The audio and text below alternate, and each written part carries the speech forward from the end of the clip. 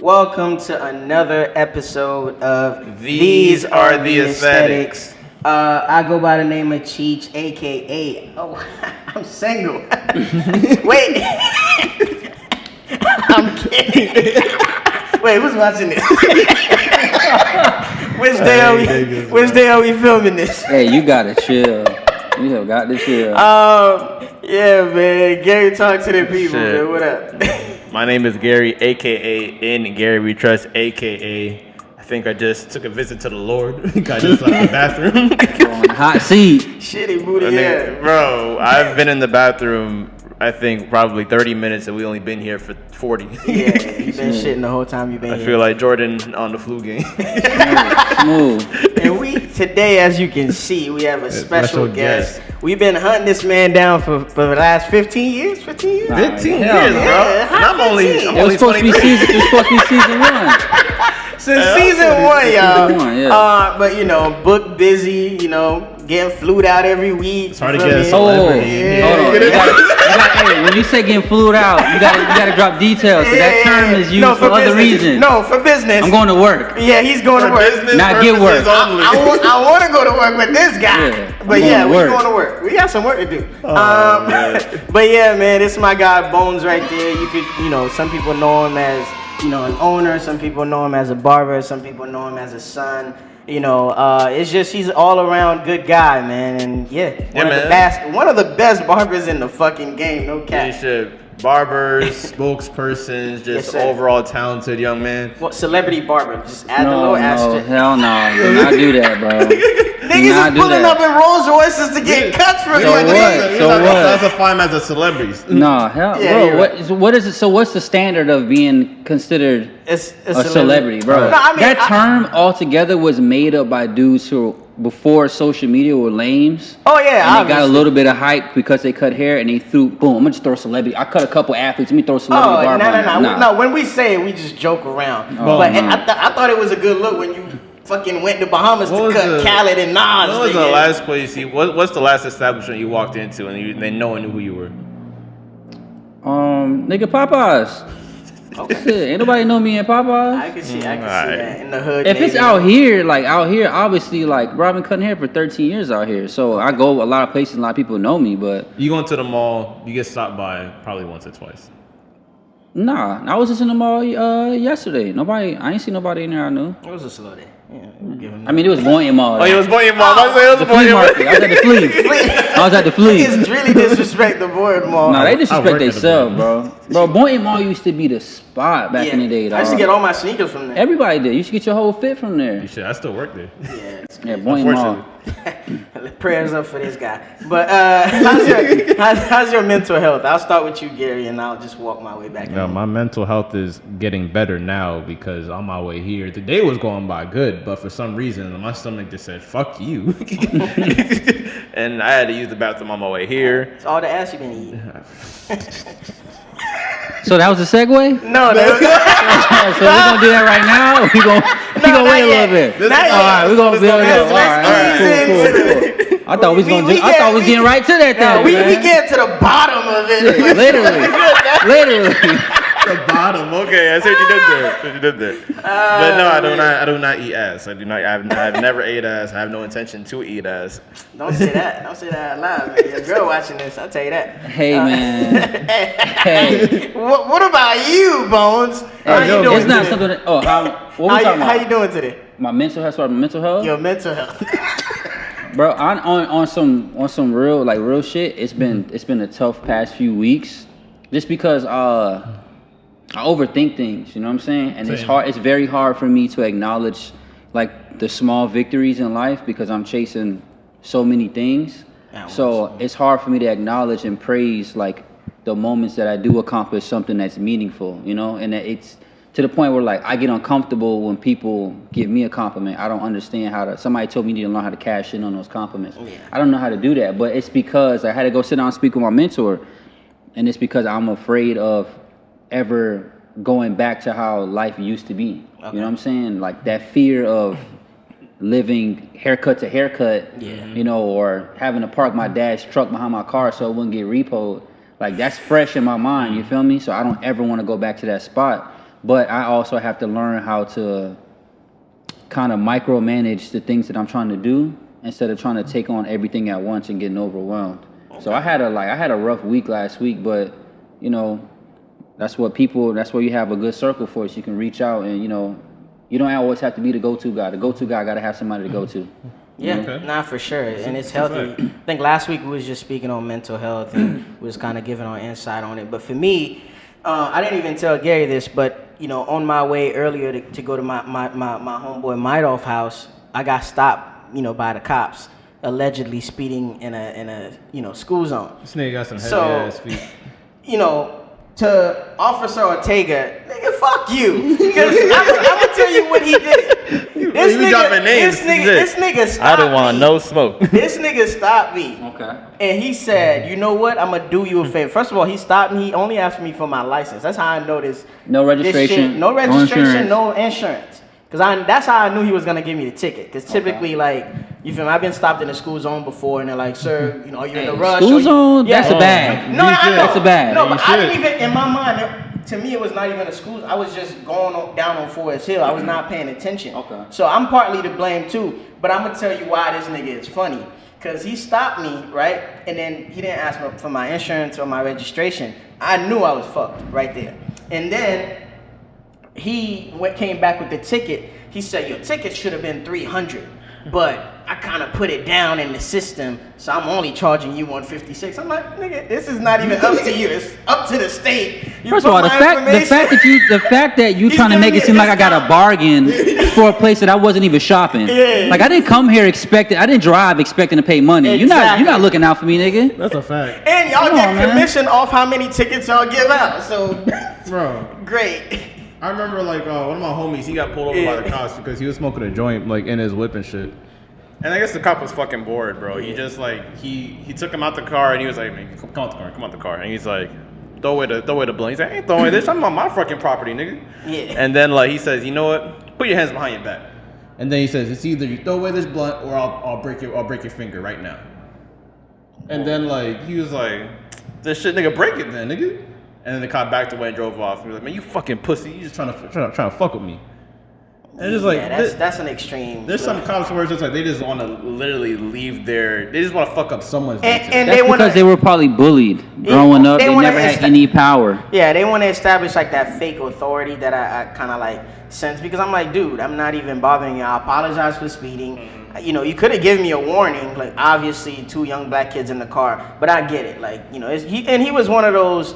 Cause he was Chinese, like, but he's one of those Chinese people that act white. So he had a whole white voice going on. But Cheech, yeah, where you speeding, nigga? I was doing 1,000 miles over. So Cheech. No, I was wrong, but the way he did it, like trying to give me a discount on the ticket, like you don't have to do that, nigga. Give me the ticket, I'll take it up to the judge. It's fine. It could have been 300, but 156 for you today, because you know me and we go way back, right? Nigga, fuck you. Like, so, I mean, I understand both sides. You feel me? No, I was wrong. I was wrong, but the way he did it, but like, fam, you don't know me. It's kind of like in the sense of like, you put yourself in that situation. Oh, so absolutely. Now you lose the right to feel a certain type of way about however he may handle the situation legally. Yeah, I handle the situation legally. So it's like, I feel you frustrated because $156 is $156. Yeah, G shit. But nigga, you shouldn't have fucking speeding. Yeah, you're right. You know what I'm saying? He was like, yeah, I'm out here to protect the kids. You see the kids on the bike. I'm like, fam, stop with the lullaby. Give me my shit and let me leave. But I think this is like a perfect segue, because, you know, I was excited for this episode. Obviously, we've been looking forward to sitting down with you, and I've been getting cut by you for a few months now. And like what I noticed when I do go in your barbershop, I noticed the dynamic, because it's like you take pride in everybody that works for you, and not only are you an owner, you a barber, you like a critic, like, you feel me? You help those guys see things differently, market themselves on social media. Like, I've witnessed and heard like a variety of conversations. You guys are learning, you know, the stock game together, the, you know, cryptocurrency game together. So there's, you know, a lot of knowledge exchange going on, so the scenery is a little bit different. So why is it, I always wanted to ask you, why did you not want your shop to be like a typical barbershop? Because typical barbershops, you pay, the owner gets the rent from all the, barbers that work there, and you go about your day, I go about mine, and I get my cut, and we there. You feel me? Well, one of the biggest things was the term typical. I don't ever want that to be. I don't ever want to be associated with that ever, because I feel like typical means that there's a whole lot of other people that do it. It means that it's seen before and there's nothing special about it. Okay. And I wanted to make sure that my business was the complete opposite of that. The reason why I am the way that I am with my guys at the shop is because it's like a quote that Les Brown said: if you want to go fast, go alone. If you want to go far, go together. Okay. You know what I'm saying? So I could be one of those owners where I just come collect rent and I'm worried about myself, the money I make, and be like, fuck what they doing. But I don't want to be like that. It bothers me when I don't see them making the money that I want them to make. You know what I'm saying? Like, you want to see better in them. Exactly. I want everybody to eat. You know what I'm saying? And I've always put my guys ahead of myself. Sometimes I should be selfish, but I'm not. I'm be honest with you, I'm not built like that. You know what I'm saying? I'm the type of nigga that, like, if I fuck with you, you my family, and I know you're genuine, I'm gonna do whatever I can to help make your life better. Yeah, because I know you reciprocate it back to me as well. Mm-hmm. You guys move and operate like a family, because you travel with some of them, you all go to events, y'all in the club together. Yeah, there's always something going on at I even seen your barbershop on Complex. Like when Buddy, I guess. Oh, like, the little meme shit. Yeah, they try to jump out the barber chair. Run out that bitch. Yeah, he's just checking his fade and shit. Yeah, but I think it's cool because, no matter how you see it, every haircut leaving that place is a representation of you. 100%. Because you hand select these guys to be part of your family, your business family. But bro, I didn't. So the guys I hired at the shop, I don't hire people based off of how good you cut hair.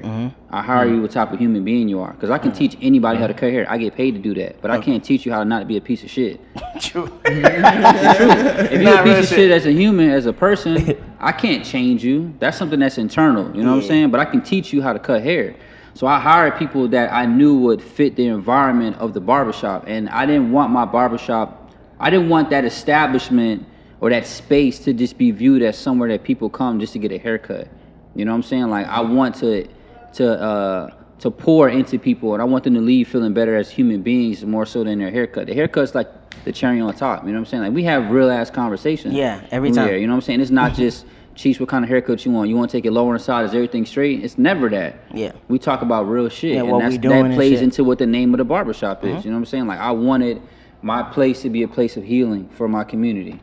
You never, so basically, you never want to hire a guy that's like, I'm just here to get my money and leave. Nah, hell no, I can't do it. You can pick that up quickly. Hell, I know immediately what it is. Okay. Immediately, like you can feel that vibe. You know what I'm saying? If a nigga, you can tell if a nigga's selfish. Or desperate. You know what I'm saying? You can tell if a nigga just waiting on you to put money in their pockets. Like that shit. I've been doing it for 13 years. So those are things, traits that are easily recognizable at this point. You refer to your barbershop as a place where healing occurs, but I also see it more as like a living room to a lot of creatives, because I've been to events at your barbershop. You welcome, from what we went through, you welcome your shop to us to record our podcast. So you're really turning it into a place where you have a whole bunch of people with talent come through. You have art hanging on the wall. You host poetry nights and art shows. There's always something going on. Why do you because I think it's dope, because in a place like Boynton, where it's kind of known for having expensive houses and just a shitty mall and a lot of uptight people, it's kind of good to bring that community feel back to that city. Why was that so important to you? Because nobody's doing it, and there was always a problem. I never understood why we have so many talented people in our city, in our county, and niggas all go to Fort Lauderdale, Miami. Yeah. Like, we have that talent, we have those skills, and we have those type of beautiful people here in our cities. So why not create a platform or a space, a safe space for them to come and demonstrate that? You know what I'm saying? Like, I want my barbershop to be a cornerstone in the community. You know what I'm saying? Like, where if a nigga's running for mayor, they come in there to hold a pep rally or some shit. You know what I'm saying? Nah, that's real. Real that's shit. Real. Like, that's how I want my barbershop to be viewed, as how barbershops were viewed back in the 60s, 70s. You know what I'm saying? Like, that was a place of respect. You know what I'm saying? It was reverence. You know what I'm saying? Like, people went in there and they obeyed the rules. They poured into it. They respected the barbers and the businessmen that were there. you know, barbershops now like are turned into like hustle shops, like where niggas just go there to get money, talk about, you know, crazy shit, and then there's no growth that comes from it. And I never wanted that for my business. Like this barbershop it's my legacy. You feel me? It's a part of my legacy. So why the fuck would I want it to be like anybody else's? And you can see who had the clientele too, because of the pandemic, a lot of them they can't recover from that. Yeah. Their clientele is not as strong. But to kind of get away from that topic, you more into sneakers than I am, like as far as like collecting hype and shit. I know you saw that Nike shit. Let's talk about it. Oh man, are you aware of like the vice president and her son? Oh, that's what you. Yeah, bro. This nigga hit the lick of the century, dog. This man was. I'm not mad. I did the same shit. Oh, yeah, I'm not mad. I know one's mad at him. It's just the fact that he was damn near the Pablo Escobar of Nike. Like this man was just like this man's 19 years old with a freaking warehouse bigger than the studio that we're in, with freaking Nike, 4 pairs of Nike mags, over 50 pairs of Off-White 5s. His mom worked there. 20 pairs of J Balvins. I'm like, yo, like I can't even hit on a freaking dunk that costs $100, my nigga. And like, hey man, it's just getting to the point now where it's like the everyday person, you're not winning these raffles. bro, Or not even off sneakers app. It doesn't even fucking luck. matter. It doesn't matter if the shoes are $120. Just automatically assume or just accept that you're gonna be paying resale. Yeah, it is what it is. $300 for Unless you have a legitimate plug, like a legit plug. If you're an everyday person like us, you're paying over retail. There's nothing around it. These bots bro, Kanye shoes sold out in 60 seconds. Yeah, niggas don't type that fucking fast. Yeah. How does that many people type that fast, bro? And the sad part 60 seconds. You ain't even gotta type. There's a freaking button that says submit. You face scan, submit. That's all you have to do, and I still can't get shit. Come on, man. Bro. Come on, man. And honestly, bro, I used to be into sneakers heavy, cheese. I'm talking about that shit want to make the craziest crazy month. I bought 32 pairs of shoes in 1 month. Like I was going correct, bro. That's a collection's worth. It was 2 collections, 2 guys' collections. Well, like partial of their collections. One of them had to move, and the other guy was having a child. He needed some bread, and I'm talking. They dropping off boxes to the barbershop. Yeah. But I just got so tired of the hassle of getting a fucking sneaker, dog. It's annoying. I'm not going through this shit for no shoes, my dude. I'm not doing it. Them days are like long gone, bro. Like standing in line for a sneaker, you can't really do that because it's all raffle. Bro, I was at the mall. I was at Boynton Mall when the Concourse came out. When that dude got arrested by the cops and that shit was on World back in 2011, Nigga, I was there at 10 p.m. in line. Oh, you was there at 10 p.m. and the shoe don't come out till like 10 o'clock the next day. Yes, bro. I'm out there posted. One of my barbers, one of my boys, we out there posted, and then I want to say about 7, the hood came out. Oh yeah. Oh. But I knew like 80% of them niggas, so I didn't have no problem. But they bro, what I'm talking about, they bullied these niggas, dog. Yeah. Like all these kids that was there before us, they walked smooth past their ass. Then the cops came, and then that's when they started doing that raffle bullshit instead of first come, first serve. And I was like, I don't got time for that, bro. Bro, I don't got time for that. The reason why this segment kind of like it's been like making me angry for a while, but I don't know why I got triggered like literally yesterday because my homie asked me a simple question. Like I don't know if you know that Black and Blue 13 that came out not too long ago. Yeah, that royal. It's like a royal blue 13. Simple shoe, like it doesn't really go for much, but. He asked me, yo, man, you know anyone who got these, like, in my area? Because he live in Broward. And I'm like, oh, it's pretty sure it's easy. Just, like, go on, like, I don't know, probably, like, offer up or some shit. Some nigga would probably got our Facebook group. And he's like, yeah, man, but I told him that, yo, you can actually just buy it off StockX or GOAT because you know it's legit. And you just gotta wait that 2 weeks. But he's like, nah, man, I ain't really trying to go on do all that, man. I just want to, like, just buy them now. But I told him, all right, bro, but you possibly just gonna pay that dude you gonna meet up with more money. Because it's a convenience fee. Yeah, for sure. And he was like, "What convenience fee, bro? Like I would never understand your world, bro." And I'm like, "Bro, damn, bro. Like it's so crazy how like a regular motherfucker just wants a sneaker, and he has to go through so much trials and tribulations to get that shit. And you can't be mad at him for that. Yeah. Because it's like we're talking about sneakers. Imagine if sneakers, your parent, my nigga. We're not talking about a fucking car or a house. We're talking about sneakers, dog. Bro, StockX was literally when I first saw StockX advertised, I literally thought it was like a joke. Like sneakers are legit stock right now. Yes. Yes. Can we wrap our heads around that? Yes, because niggas put value in that shit, fake value. Because these shoes are worth nothing. They can't be worth more than $10. Yeah. They can't be worth more than $10. Bro. But it's perception. Perception is reality. Look at Travis Scott. Only thing he did was turn the motherfucking Nike check around. on this shoe, and niggas went insane. Niggas started eating McDonald's. Yeah, Because he was on the fucking box. Yeah. The same burger. What did they add to it? Bacon? No, it was like pickles. Pickles and bacon. Yeah. And you know what's crazy? The same fucking burger. What? They didn't even get a new bun. Yeah.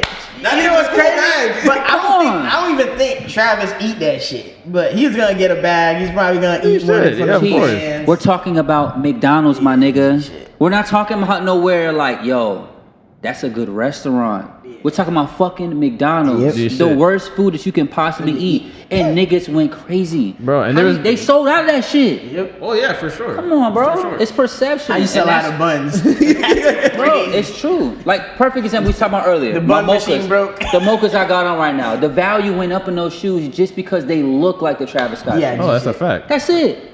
bro. I knew the game was fucked up, not to cut you off, when Supreme was getting more accessible than Jordans. Like Supreme used to be the people that made inventory like limited, and you could barely. If you see a nigga with Supreme, he's a collector. He's a Ooh. collector. How the fuck did How he the get fuck did he get that? But now you getting Supreme T-shirts easier than you could get a pair of general release Jordans, and see- it's just crazy to me. But see, like my issue with that is a nigga gotta tell me why is what is it? The regular print? What is this shit called? With the box The logo. box logo? Yeah. Why the fuck is this shirt or I this don't hoodie know. so much money? You my gotta nigga? ask Gary right there. All right, so The quality of the hoodie better be gas. it's not even that crazy. I'm not gonna lie. So to it you. goes back to what we're saying. It's perception. Perception, because really, Tyler the Creator, he wore it in like in a music video. And the crazy thing is that song was a big song, but it wasn't like on like a top 10 shit. It's just Tyler the Creator wore a box logo back in like 2010 or 2011, and then people were like, "Ooh, I want that," and then people were just like, but they realized that the box logo was so hard to get, and it immediately got so much value towards it. People were like, box logos were like the second it sold out, it was $1,000 off rip. Yeah. You know what else started that shit, bro? 10 years ago, 10, 11 years ago, nigga ones used to sit on the shelf. Oh, yeah, for bro, one Lowe's. And ones are was my favorite chilling. sneakers, so I loved it because I got flat ass feet. So I walk in the mall and every pair I wanted was right there. Yeah. Kanye wore them bitches one time. Up. You can't find a pair of breads to save your fucking life, dog. It's up and it's You stuck. can't find a pair of breads to save your fucking life, dog. I like that. It's up and it's stuck. Yeah, It's crazy, bruh. dog. It's crazy, man. This morning, y'all, I saw a post. Let me just, March is Women's Month. Let me just say I love all women. Oh god. But I saw like Lizzo posted a video and a clip, and a picture, just her with a bathing suit on. Like, now I'm all for body positivity, confidence, and all that. But I just feel like women have like some liberties that men don't. Let's just get off Lizzo, for example. Lizzo is just an example. How do you tell somebody that might be in Lizzo's position or somebody you care about, like, how do you give them constructive criticism without coming off as you body shaming or you just, being a hater? You get what I'm saying? Like, What's your issue with Lizzo? there's not, It's but not- I'm it's- saying that like, was just what sparked the thought. that's what that sparked the thought. But in my head, I'm like, yo, that's unhealthy. I would want you to look like, you want to give us that beautiful music for the next 50 years. I want you to stay alive. And, obviously, like, it's like, it's not even on some how you look shit. It's more for me, I'm concerned. I've watched my 500-600 pound life. Like, that shit is capped. You can't move. You barely can wash your ass. And I'm not saying she's on that level, but it's just like, for me, I'm like, you have all this money, you have all this access to all these trainers, all these nutrition plans. Why? It's simple. It's very simple. Is she happy? Oh, That's what it comes Bro, down to, I'm bro. telling you, like, Cause you can't. That's like a nigga saying to you, saying some shit to you, or I want you. You need to do this, Gary, or you need. But if you it need to makes do this, sense, or I'ma she do gotta it, though. this. Or Bonez, you need to do this. If you're happy in your space, does anybody else's opinion really fucking matter? That's fine, but if I fuck with you and I come to you and be like, if that's my lady, that's a different conversation. Because now we're talking longevity. But I'm talking about, You know like, what I'm if you saying? care about someone, not necessarily, like, Lizzo sparked the idea, but Yeah. to someone you care about, how do you tell them, like, hey, fam, you got to change that without coming off as you hating? That conversation has to be initiated by them. I don't feel like that's a door that you open. I feel like it has to be cracked, and then you can kind of ease your way into that shit. And let's especially with women, bro, because you know, like you could tell. I'll tell one of my, hey nigga, you looking fat as fuck, bro. Oh, you need to get your shit. I'll tell one of my niggas that. It's all Caribbean niggas. I'll tell one of my niggas that, but a woman, you can't do that, man. Yeah. Words hold a lot of value to a woman, especially about their appearance, bro. Especially. So when it comes to stuff like that, I couldn't do it, bro. I couldn't. Like I'll give you a perfect example. I'll give you an example so it makes sense to you. My sister, she used to have really bad menstrual issues, right? Okay. So she got put on birth control. Okay. When she got put on birth control, some other stuff happened in her life at that time, some fucked up shit. Okay. And then the birth control caused her to gain weight, and then you add the depression in there. Yeah. You know what I'm saying? We don't know the process of how they got to that point. So it's not right to sit there and be like, well, I want you to do this. Try to figure out maybe where it stemmed from, or see if it's something that's mental that's causing them to be like that. So my sister was going through some shit. The moment she came to me and said, bro, I'm about to get back in the gym. I got to get myself right. The moment she said that was the door for me. That was the opportunity. That's what initiated that conversation between two of us. So I said to her, I was like, hey, you should, because, you got your nephew here. I want you to be around as long as possible for Kai. He needs his aunt. Yeah. And she's like, I'm gonna get it. And I told her, I said, I'm gonna go a step further for you. Every 10 pounds you lose, I'll give you $100. That bitch down 34 pounds, bro. Oh, she up. She up. That bitch down 34 pounds. You know what I'm saying? And the way I look at it was like, if it cost me $1,000 for my sister to be healthy, so be it. Run it. But I would have never went to her if she didn't open up the floor for that conversation to be held. But you know what's crazy? It's a double standard because women will call some shit out like, because I was working. But men are different. I know that. As a kid, my dad beat my ass, but he would yell at my sister. Yeah. I'm like, nigga, we did the same shit. Right. Beat her ass the same way you beat my ass. Only thing with Lizzo though, the reason why I don't really comment on anything what Lizzo does, because if Rihanna did it, no one would say shit. But okay. But are we gonna highlight the difference between Rihanna and Lizzo right now? That's what I'm saying. Are you shitting me? Beauty is viewed differently. Exactly. Some women think I'm ugly. Some women think you look good. Some women think you ugly. Some women think I look good. I better be fine as fuck to all your It's a preference. It's a preference. There's some niggas out there who absolutely love that shit. Yeah, they fucking love it. They love women with that. They love plus size women. No, listen. Maybe their preference. Let me get it out. Like some of the dopest women I've met have been on the plus size. I love a woman that's a little chubby. No, we know you're not saying that. Now, okay, but this is my thing. Like, no playing damage control. Like when I see her, I more now view her as an industry plant in a sense. Because I started hearing about her when kind of like around like that. I didn't know about her. Exactly. I didn't know about her until she showed her ass at the Lakers game. Yeah, so like literally, I've never heard her before. She blew up after that. Yeah, she got in the industry. To me, it was like, okay, cool. She's a black girl. She's a big black girl. She could sing.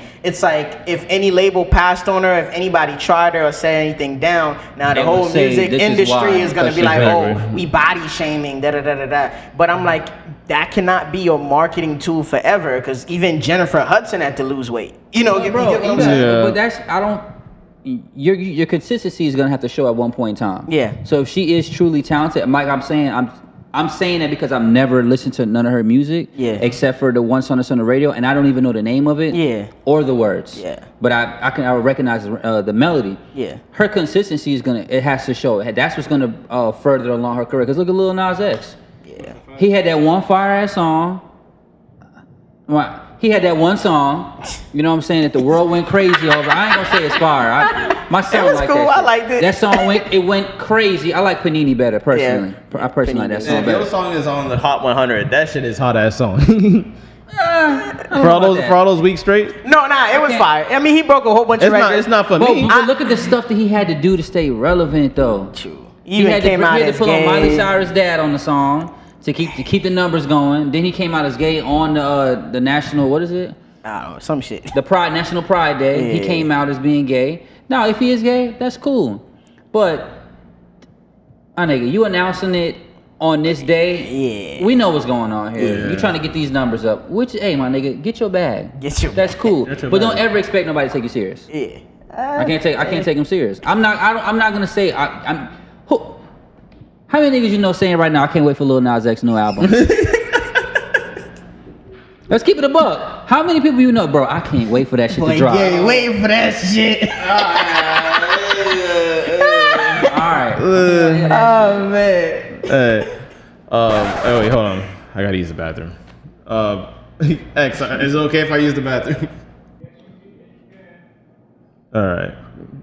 Bro, go ahead on your business, though. Bro, because I'm over here sweating. I don't know if y'all see. Bro, Go ahead, bro. Man, Fuck. go. Yo, the next topic is.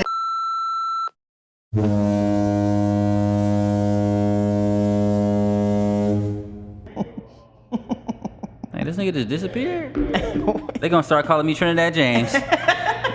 Like, what? Y'all fired the nigga? Oh my God. Gary got fired. Gary got fired from Full Size Run. We filling him with Bonez now. Oh my God. Slight change. We took a little intermission. Slight. Gary had, to leave. We might have food poisoning. So That's we don't know 100% yet. food poisoning. Yeah. 100%. So My dog was out of there, man. Yeah, he has to leave a little bit. We gonna push through. We professionals, so we Hey gonna man, keep the this show ball must go on. 1000%. Show must go on. So let's get to this thing. Let's get back in it. Let's talk about groundwork. And because just doing what you're doing, you said like you've been cutting for 13 years. Like, can you still remember like your first haircut or the first time you fucked somebody up? Oh, bro. Hell yeah. It was a white boy named Robbie. He was from Boston. He came in to build a block barbershop on Boynton Beach Boulevard in Knuth. And he asked for a 2 on the top with a blowout. And Fuck that nigga. bro, I didn't even know at that time, I didn't even really know what a 1 guard was and a 2 guard. So I gave that boy a 1 thinking that it was a 1 guard, thinking it was a 2 guard. And I cut that shit down and he was like, bro, you think this is a 2? And I was like, yeah, here's the guard. Look, this is number 2. And it was a 1. But he didn't know any better because he ain't no fucking barber. Yeah. And I'm doing his fade. And I'm nervous as shit. I'm sweating, armpits sweating. I got the swamp butt. My butt sweat. Everything is bad, bro. And I cut the shit out of him. Damn. But the thing that was so cool about it is my conversation was so good with him that when he got out the chair, he was like, "It's not the best." He said, "But I fuck with you." And he said, "I know you're gonna get better. So I'm gonna keep coming back." Okay. And he kept coming back until he ended up moving back to Boston. That's so that really encouraged me to go hard. And that's a confidence booster too. Oh hell yeah! It's like, because that was a big lesson I learned is like the haircut isn't the whole thing. It's the experience. The experience. You know what I'm saying? The conversation, the relationship that you build with these different people that really bring them back. Yeah, there was a barber. I remember, white barber. I forgot his name. I think Mike. Right, white boy. But it's rare to find a white boy that cut black people hair really good. I forgot the name. It was a barbershop on Malaluka. It was something cuts. I forgot. It was right there by the gas station on Malaluka. Oh, you talking about Top Notch? Top Notch, but I think it had a name before that. Before it became Top Notch. That's the first barbershop there. Yeah, so I think it was Top Notch. When I went to him, he was like, "Yo, your haircut is fucked up right now, so I'm gonna do it for free. But you better come back to me so I can show you how your hair is supposed to be." So he cut me for free. That's real. And then the next time I kept coming to him, and then he had a drug problem, so he ended up ODing on some shit. And, damn, for real? Yeah. So I kind of that was probably the first person that I lost that was kind of close, because the type of so the type of relationship we have. You get what I'm saying? Yeah. So it was somebody I would go to every week, would see the type of girls I'm dating or know what event I'm going to. Yeah, that was your boy, and that was to cut your hair. Yeah, in college, you feel me? I was freshman in college. I'm geeked about everything. I'm sharing my excitement, my pain, my struggles, my frustrations with him. And then he ended up. He was from New York. I was 2016.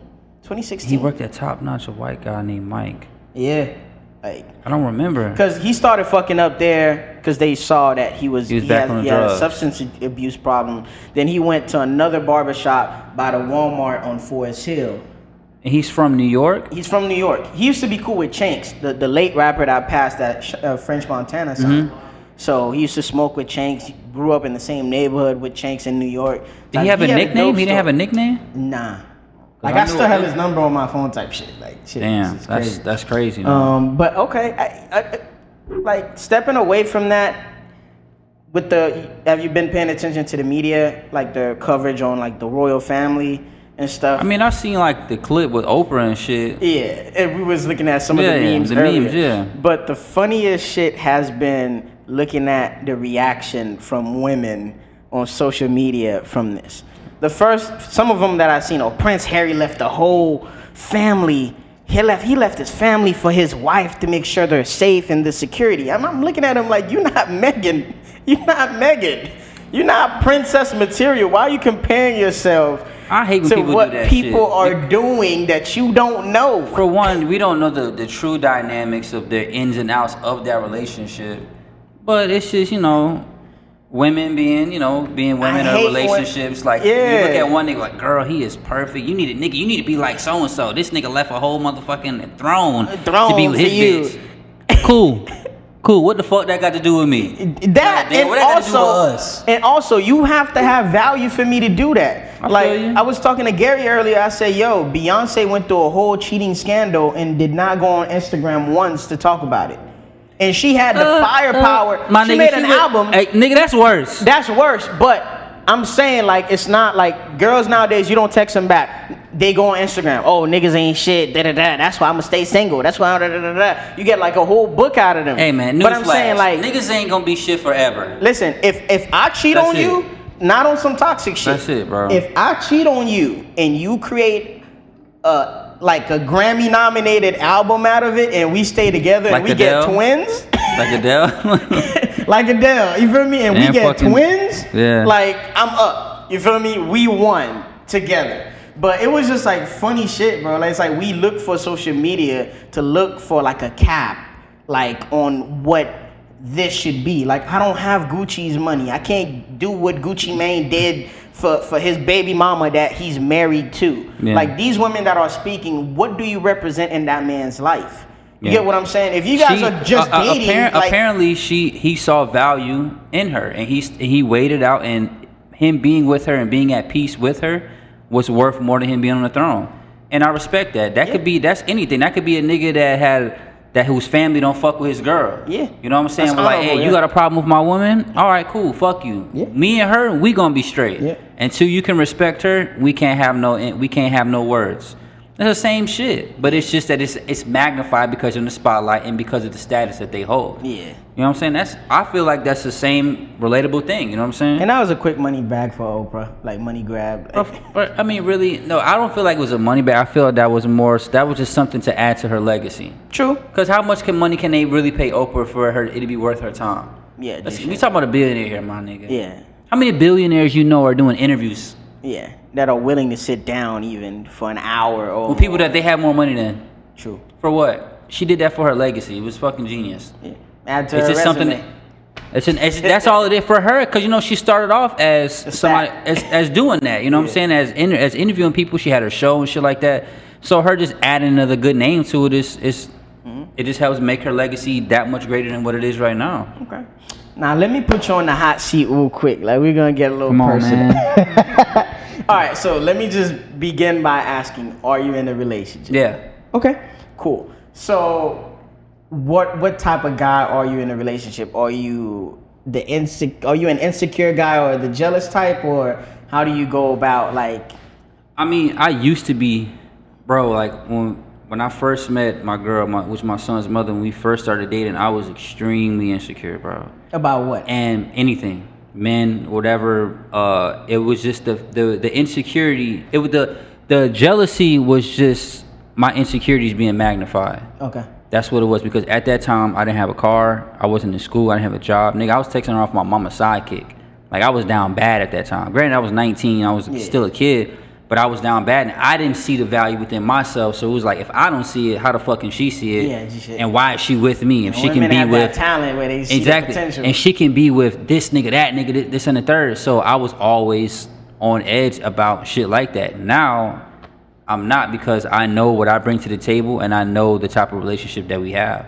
So it's like I don't see the point in that shit no more. You know what I'm saying? Just like you said, like I always said to myself, even in dating, like, I don't mind a jealous woman, but I do not like an insecure woman because jealousy is just natural. Like you're gonna not want to lose what you got, but insecurity is like you don't even know if I belong to you. But I feel like jealousy is a byproduct of insecurity. Absolutely. So you can't be jealous without being insecure because the only reason you're jealous because you think that person possesses something that you can't offer to that person. That Well, you I'm can't offer to talking your more man. sense like insecurity to the point where like you feel like there's something wrong with you. Like for example, you could be in a secured relationship and be jealous because you know like okay cool maybe that girl has more sex appeal than Maybe me. protective or I don't want to say possessive because that just sounds bad. Maybe protective I of think it. it ties in jealousy. Like you a little jealous that this bitch might have a character that your man might find attractive. That's what I'm saying. Like because to me that's how I usually Because plays you, out. I mean, and you're right because you need some of that because you don't want to just have your bitch out here just doing whatever and then like acting and then you like I don't give a fuck. She can go chill with this nigga, go chill with those niggas. She can go to Atlanta for All-Star Weekend and shit. Oh, now you out. You know what I'm saying? Like you gotta have some lie now. Nah, Chill the fuck now out. I'm shooting somebody. Like I wasn't saying shit about you doing this and the third, but that line gotta be You drawn can go to somewhere. Lake Worth, but Atlanta is out the Hey fucking man, question. don't you go past Orlando or that shit's a wrap. That shit is a wrap. It's up. That shit's over with, man. Keep that shit Oh, from Palm my Beach God. to Broward and from Broward to Orlando. That is it. I don't want to see you in fucking Tulum. Yeah, none of that shit. Nope. I better not see you on no fucking boats either. And I barely allow Instagram. Shit, come on, man. All right, so I was just like thinking like on some, because sometimes I sit back and I think about like certain things that I'm not bothered with. Like for me, I don't get jealous as a man because one, I know what I bring to the table. And for me, if a woman cheats on me, you giving your body away. Versus if I go out and cheat or you get cheated on, like a woman really likes me for me because I feel like my dick doesn't really have value like that out here for a woman to just like me for that. Unless like I'm just a fuck boy that she just gets dick from. Hey, so I feel like women when a woman like you, or when we're attractive to women, it's more than physical. But I feel like the primary reason why men see women or want to like get with women is to sleep with them. So for me, it's always been like, oh, okay, cool. You step out on me, you giving your body away. You don't even know if that nigga is gonna stick around with you or not. But if a bitch like me, she really can see what I got to offer and she want that for herself. You get what I'm saying? So like I'm adding value to that bitch, but you just giving your body away. So for men it's more physical and for women you would say it's more emotional. Yeah? Yes, in that sense. And I also see it as like it's more of a connection. Like if a woman women pay attention to the little shit. If a woman goes out her way and she's like has sex with another nigga, it's over with. It's been over with before she even had sex with him. Because the nigga got her mind, he got her head. Yeah, but I'm saying, because you're looking at it from her perspective, leaving the dude she's with. Mm-hmm. But to that other dude, she's taking a risk with him because she don't know how that's gonna end. Oh, of course. Because for me, it could just be a nut. Exactly for him. And for him, it could just be a nut. Exactly, but that's what I'm saying. But that's what I was saying. It was like for women, it's more. I feel like it's more emotional. You know, obviously you got some bitches that just get down and get fucking down. Yeah. You know what I'm saying? But for a large majority of them, if a woman lays down with you and she's in a relationship, you got her head, you got her mind. You stimulated her more so like mentally than sexually. Mm-hmm. The body is just following with the mind where the mind is already at. I like that. At that point. But it's true though. Yeah. That's really what it is. And to niggas, it's just like a lot of the times for men, it just be like, man, niggas want to catch a nut. Yeah. That's why, like what Cat Williams said, it was like, why would I go cheat? by the time you go in the bathroom and beat your dick, you don't want to go nowhere no more. Yeah, like, do I really want to drive 30 minutes for these buns? Or man, hold on, man. Man, hold on, hey. It's different. Yeah. It's different for men, but for women. But the thing about it is that this flip side of that, when a man does like a woman and they mentally connect, I feel like we love harder than women do. Oh yeah, absolutely. 100%. And when you say that, women was like, nah, you take the next bitch over me, da da da. Because to me, it's like when we decide to stop playing games, we can settle down whenever we want. I don't think women got that luxury. Women have to go through way more trials and error than us. Niggas got that time where it's it's like, you know what? I'm I'm done. I'm tired. Like, let me hang it up. I want to settle down with one girl. I promise you, within 6 months, within 6 months, like the biggest playboy you know, if he wants to get a girlfriend, he can. Yeah. But you know, a girl that's out here doing the same thing the playboy could be doing, after 6 months, you still might be meeting guys and seeing what they about. You get what I'm saying? Yeah. Niggas have that breaking point where they're like, I'm tired. Yeah. I'm tired. I just need a. It's a lot, man. It's a lot. I need a relationship. I need my woman. I need a companion. You know what I'm saying? Yeah. It's different, bro. You want to wake up next to somebody, bro. But when niggas lock in on that, if a man tells you that he wants to be in a relationship and he is being committed to you and he's mentally like he's there with you, do not take that shit for a game. For a joke, especially if you notice he can get pussy like that. Like if you know he can really be out here on these streets busting, like blowing backs out, and this nigga talking about I want to be with you. Yeah, I'm type of nigga, bro. Like when I love a chick, I love hard, dog. Yeah.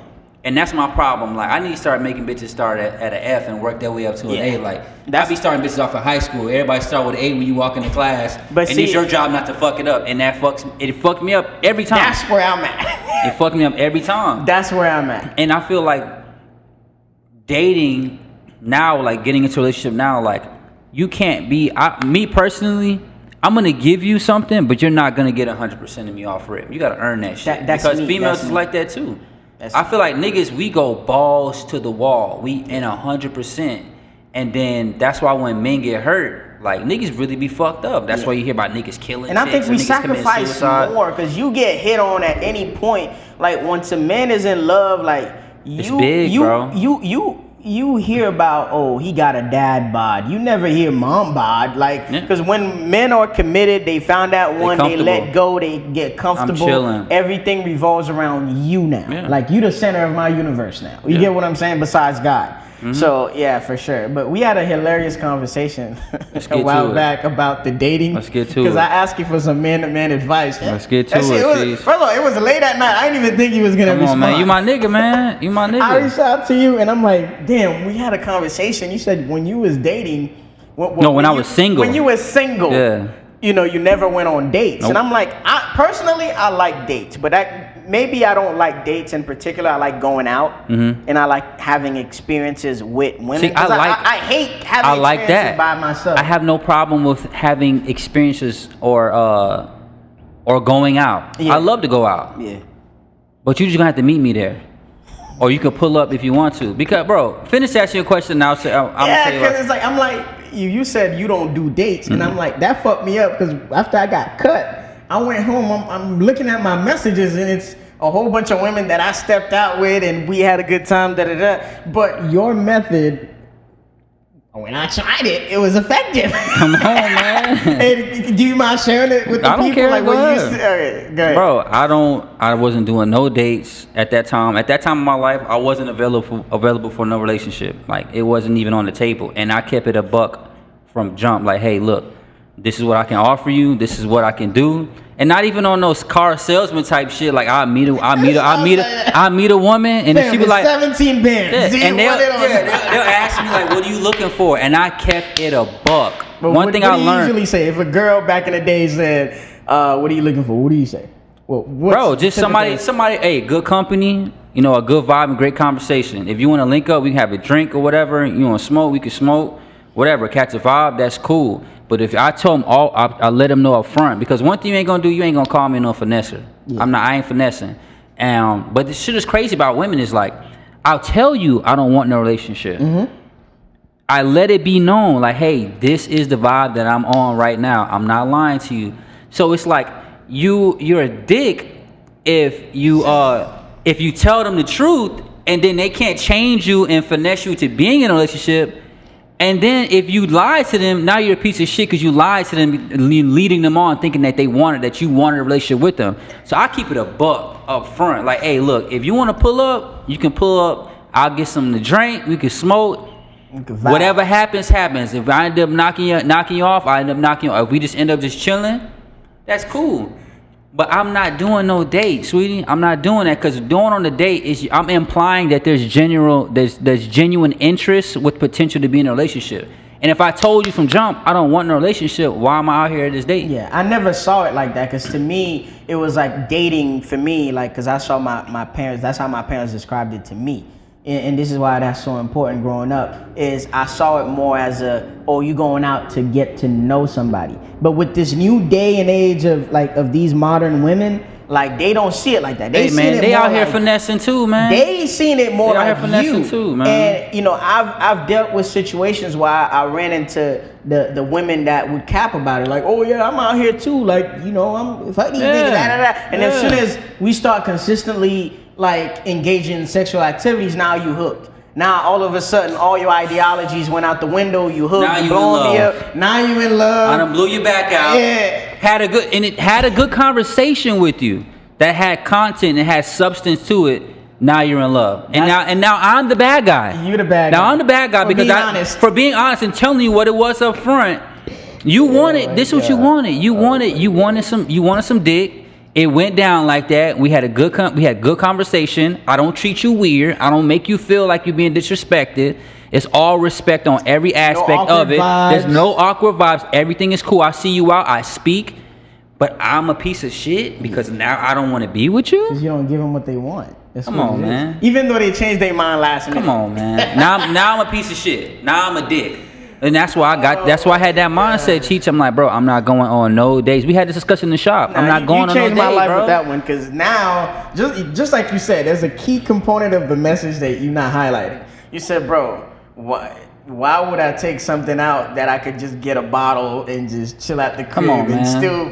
Come on, man. What are we doing? What are we doing? If I told you what it is, what are we really doing here? If you can come through without me doing all the extras. What are we really doing here? You know what I'm saying? Let's just be adults about things. I find you attractive, you find me attractive. If it gets to that, if that's the vibe that we catch, then let it roll. Yeah. I'm not judging. You shouldn't judge me because clearly you want the same thing. So let's just let shit be what it's gonna be. That's it, bro. Save everybody some time. Oh man. Save everybody time, Cheese, man. It's real. That's like I seen that y'all had on I forget, you had an episode with your boy Gary called it, yes. Yeah. When he was talking about would y'all niggas pay for pussy. Yeah. And we had that conversation today in the shop because I told you we watched the podcast in the shop and niggas like, would you pay for pussy? And niggas was like, most definitely yes. Because it eliminates me wasting time. Have I done it before? No, I haven't done it before. But I'm just saying, I don't. Against it. Yeah, I'm not gonna judge a nigga for doing it. Hey, I can see why. Cool. If you're gonna do it, cause look, you pay for pussy no matter what. Oh, absolutely. You going out on a fucking date? That's you paying for pussy, man. Yeah. It is, bro. I'm not saying that I would do, but I respect the female more. Like, look, nigga, you wanna fuck? This bitch gonna run you about $150, man. It's gonna worry about $150. I can respect that. Now I can respectfully decline. You know what I'm saying? But I respect it because like look, like this is where it's at. This is where you at. And I respect that. Like, look, I really don't want to go out with you, Bonez. You know what I'm saying? I know you're gonna spend a lot of money tonight. You know what I'm saying? You're probably gonna try to buy a bottle and impress me at the club. You're gonna spend money on an outfit. I don't really want to I don't feel like doing my hair. Look. The bottles are $300 at the club. Let's just call it an even $250, and you just pull up to the crib. Let's get right with this thing, man. Come on, man. But think about it though. Niggas will go to the club, bring a chick to the club, take out to eat, spend damn near $1,000 on some bonds that she would have given you if you'd just kept it $1 from her from the beginning. Yeah. Like, look, sweetie. Like, first of all, if you gotta take a bitch to the club to impress her, you ain't got it. First of all, that's not no chick you need to be wifing up. Yeah. I gotta take you to the club to buy bottles to impress you to fuck with me. Yeah, not even around my friends where I have value. And she's not gonna be your girl, so she's not gonna be your girl. Treat it like what it is, my nigga. Treat it like what it is. Nah, you literally like, cause me, I get in my bag where the number one thing I go through is my friends who say, Cheech, you treat every girl like it's your girlfriend. But I think for me, I'm just a sucker for experiences. Like, I could go to the movies by myself. I tell Gary that I do the same shit. I could do swear to God. Anything by myself, but it's like if I have a companion with me, you enjoy the company. You feel me? We could take pictures, we could vibe, and it becomes like, talk, like communication while we do this shit. It becomes more of a memory for me. Cheats, that's fine. That's cool and everything, but you got to understand the perception that you're relaying to her. Yeah, I know. But that's why when you know what I'm saying? When we had that conversation. Because even though for your stand view, you view it as just look. I just need some company. Yeah. I'm not telling you to come out on this date or meet me at the movies because I'm trying to court you. I was gonna come and watch this movie regardless. Yeah. So if you want to come along, pull up. Yeah. But to her, it's like, damn, this nigga taking me to the movies. Yeah. Damn, he took me to dinner. Exact emotional support. This nigga bought me a bottle, smoked me out. I really like this. And he could dress. I really like this nigga. Yeah. And now it goes from you hearing from her when she wanted to link up to, hey, good morning. How was your day? How you feeling? How's your day going? Are you all right? You seem stressed. How's your mental? And then it leads to all of that, bro. If you keep it a buck from the beginning, it will save you a whole lot of time. It'll save you a whole lot of time, bro. It will, and because the time's gonna come. Like for me, it was like I knew I couldn't be like that forever. Yeah, it's draining as fuck. Yeah. But not draining as far as like having sex with hundreds of women. I'm saying it's just draining. Like, you know, every human beings are meant to be with someone. Yeah, you know what I'm saying. That's why I believe that's why Eve was created, for a companion. Man needs a companion. Yeah, you know what I'm saying. But it's got to come at that time, at that right time. So niggas be forcing shit, and that's how niggas get their heart broke. Yep. I'm niggas. Yeah, I'm niggas. You know what I'm saying? And I got a couple more times to probably go through it. I'm not done yet. Come on, bro. I've been broken up with just because, you know, I just want to enjoy being young. That was the explanation for me being broken up with. But at that time, because I had so fully invested, I allowed them to start off with an A instead of working their way up from the F. I was taking them out on dates and shit like that I was so invested into it. That's where I used to be at until a few months ago. And then when she dropped that on me, it was like, that right there, I'm not gonna hold you. That right there, that shit turned me into a savage. Yeah. It turned me to a motherfucking savage. Yeah, because I don't see women the same way. Because I went home and I cried like a bitch. I cried like a bitch, dog. One of them stung me. You know why I cried? You know why I cried? Because it was like, I'm a problem solver, and there was no problem to be solved. I didn't do nothing wrong, so I'm sitting here like, oh my god, all these bitches is like this. Yeah.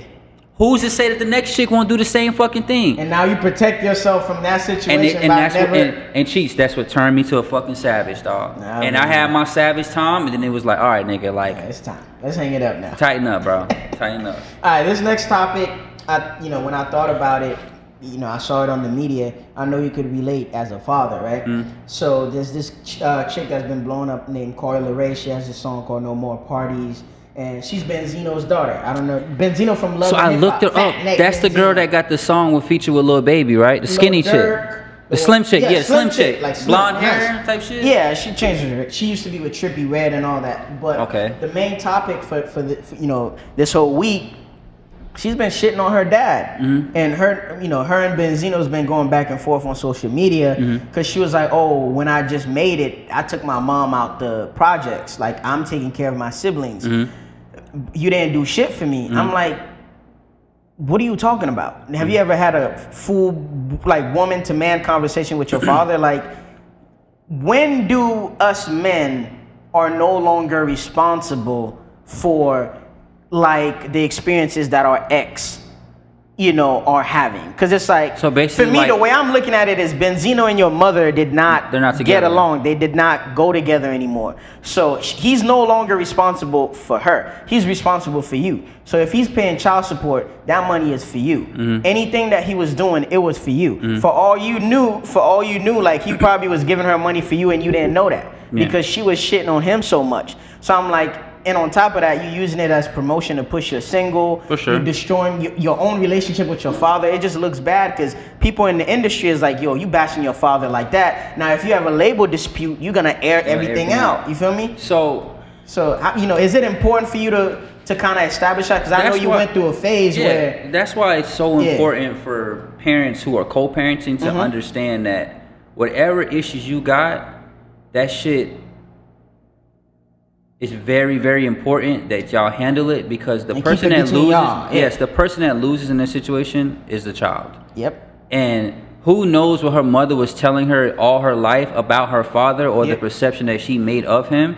who knows if he reached out and that opportunity wasn't given to him to be in his daughter's life the way he may have wanted to, and who's to say that he wasn't a fuck nigga? Yeah. I always say there's two type of men in this world when they find they about to have kids. You're either real nigga or fuck nigga. There's no in between. There's no gray area with that shit. So the situation with her and her daughter, like me and my situation when me and my son's mother had split up, I made sure she was straight. Yeah. But I made sure she was straight in the sense of like, look, like, you still gotta budget your motherfucking bread. Yeah. You still gotta make sure you're handling your shit. Cause we went and sat down with some people and stuff like that, and they came and was like, he's not the problem. He doesn't need to get more money.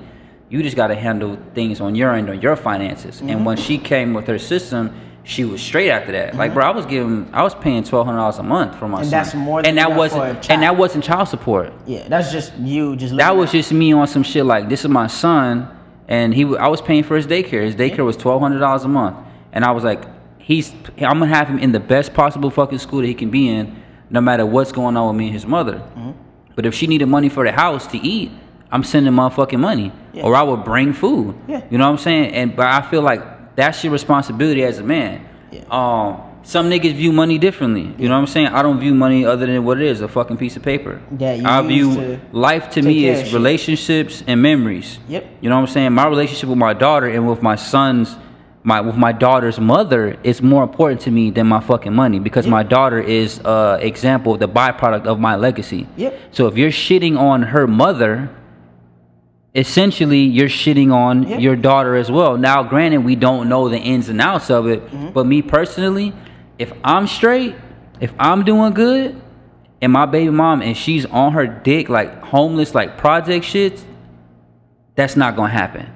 Because that my son is there. You know what I'm saying? Or if that situation was so bad where she was living, nigga, and you two absolutely cannot co-parent, all right, I'm gonna file for custody and my daughter's gonna come live with me. My child will not suffer through that because of me and my son's mother, or me and my daughter's mother, and their situation are at ends. I don't understand that, because nobody loses. The only person that loses is this girl. Yeah. It's his daughter. Yeah, I just feel like... And I would never speak about that shit on social media. On social media, so I think they're both That's wrong. where he fucked. No, she's not wrong, because she's a child. And she feels that's the only way to get his attention. And it fucking worked.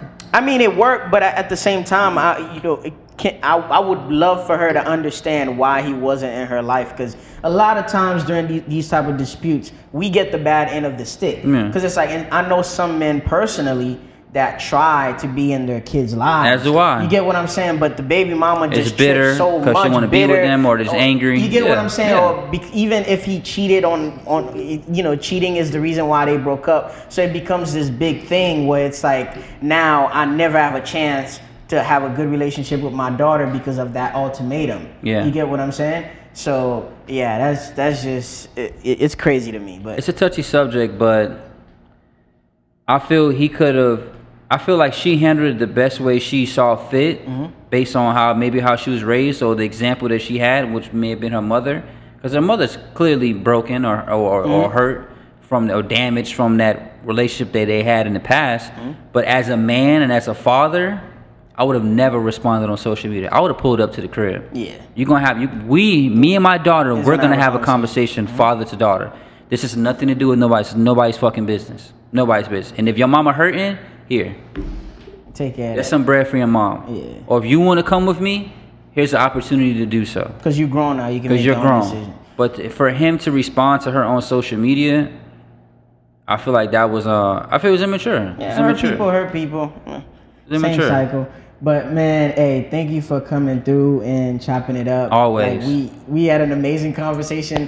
Despite, the last minute changes and shit. I hope Gary fucking is cool. I'm about to go buy him Pedialyte. You got you. And Imodium. Gotta get that nigga some Imodium, dog. I'm gonna get my guy right, man. But thanks, for coming through and showing love. And I'm probably gonna watch this at your shop next time. Yeah, we damn sure gonna be in the shop. All right, my nigga. Thank you for Appreciate coming you, bro. Already, dog. Man. And we out, man. It's been, this is These Are the Aesthetics podcast, and we'll catch y'all on the next episode. Peace. That was fucking good.